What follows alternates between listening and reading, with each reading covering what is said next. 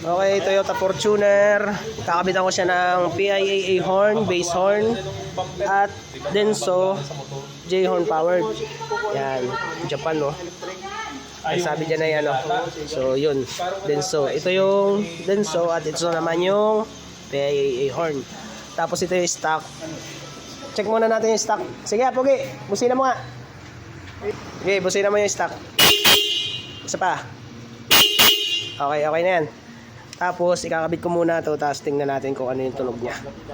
Okay, tapos na. Toyota Fortuner. Ito yung kinabit ko. PIAA, bass horn, superior, at Denso. Ano ba ito?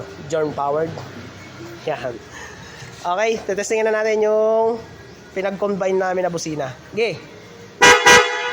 Okay, medyo layo tayo. Sige nga. Okay, yun yung tunog niya mga boss. Parang naging high and low siya.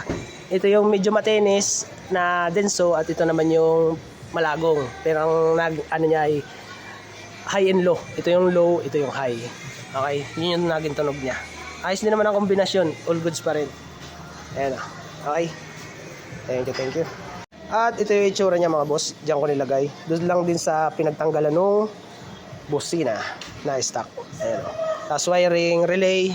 Yung 70 amperes, isang relay lang yan. Dalawang busina. Fuse, ground, direkta sa battery parehas.